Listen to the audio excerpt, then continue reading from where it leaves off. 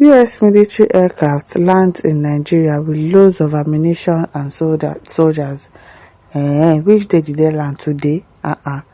No fewer than 3 United States military aircraft reportedly landed in Nigeria between Thursday and Friday. Really? The Genius Media Nigeria learned that the aircraft touched down at military facilities in Borno and other states in the northeast as part of ongoing security cooperation between Nigeria and the United States. Well, I don't know, because if truly they've landed in Nigeria, I'm sure that Twitter would already carry it. And I'm usually on Twitter, and even Instagram would have carried it. So I don't know. I've not seen that trending already. So how come it's in the news? Well, according to Punch, senior officers at the Defense Headquarters disclosed that the aircraft conveyed ammunition supplied by the American government to support Nigeria's counter-insurgency operations. The officer, who spoke in separate interviews, said the development followed bilateral engagement between Nigeria and the U.S. on security collaborations. Following Nigeria-U.S. bilateral talks on security, the American government will not only deploy soldiers but also provide necessary logistics, including ammunition, to fight the insurgents.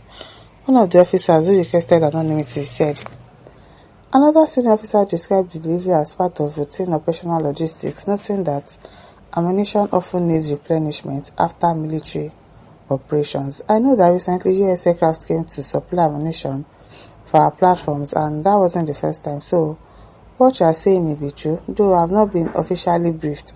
They have not officially briefed you. We go for operation and use different calibers of ammunition which needs to be replaced.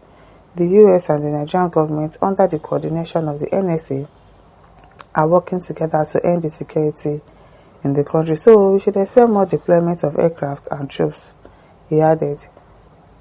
A report by the New York Times on yesterday, stated that US military aircraft landed in Maiduguri, capital of Borno State, on Thursday night. By Friday evening, 3 planes were reportedly sighted at the base, with equipment being offloaded from one of them. This initial flight are the vanguard of what will be a stream of C-17 transport flights into 3 main locations across Nigeria. A U.S. Department of Defense official was quoted as saying.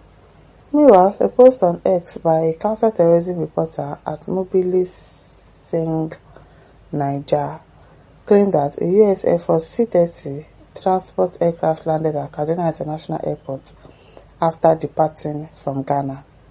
The post suggested that Kaduna Depot could serve as a training hub for U.S. personnel collaborating with the Nigerian military. A U.S. Air Force military transport aircraft C-30J has landed at Kaduna International Airport after departing from Ghana earlier this Friday evening. The movement is fueling speculations that U.S. personnel may utilize the Kaduna Depot as a potential training hub in collaboration with the Nigerian military. Okay. This signals the potential deepening of U.S.-Nigeria security engagement amidst ongoing regional security challenges, the Post reads. Another ex-user, Brant Phillip, who described himself as a tracker, claimed there had been a massive delivery of equipment to the Maiduguri Air Base. The U.S. Air Force C-130J/30 cargo aircraft flew to northeast Nigeria today, Friday, from Accra, Ghana, following the same route as the 2 previous C-17A. A mass delivery of equipment seems to be ongoing, he wrote. However, the Director of Defense Media Operations, Michael Onaja, had yet to respond to inquiries on the development as of the time of filing this report. Nigeria News report. Recall that the United States President Donald Trump had in 2025 indicated that he would send military forces to Nigeria if the government failed to halt what he described as genocide against Christians. Following the declaration of Nigeria as the country of particular concern, the U.S. later carried out an airstrike on Islamic State fighters in Sokoto State on Christmas Day. Both countries have since intensified operation on security. Earlier reports indicated that about 200 U.S. officers will be deployed to Nigeria, with the first batch already arriving in the country.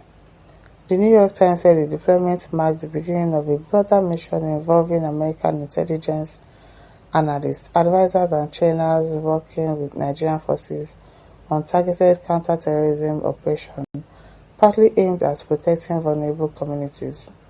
The newspaper further disclosed that additional aircraft conveying troops and equipment were expected to arrive over the weekend, with more deployments anticipated in the coming weeks.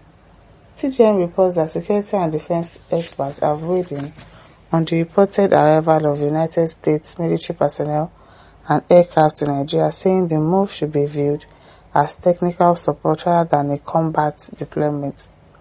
A retired officer of the Nigerian Army Intelligence Corps, Chris Andrews, said the Americans were bringing specialized expertise, particularly in drone operations and precision air capabilities, and not frontline fighters. It is what it is, nothing more, nothing less. They are not bringing combat troops. Recently, Nigeria has been engaging countries like Turkey and others on drone technology. We already operate locally made drones and Chinese-made drones. But when it comes to advanced drone technology, the West, especially the United States, has the capacity to train us effectively, he said. Andrew noted that Nigeria's recent air operation had improved following engagement with the United States, especially after the Christmas Day bombardment of terrorism hideout. They did not buy us aircraft or attack helicopters. What they are doing is teaching us how to carry out operations with precision, he said. Oh, so now no get precision before. The retired officer also hinted at the possibility of the US establishing a drone base in Nigeria, really describing the move as long overdue, particularly after the withdrawal of American forces from neighboring Niger.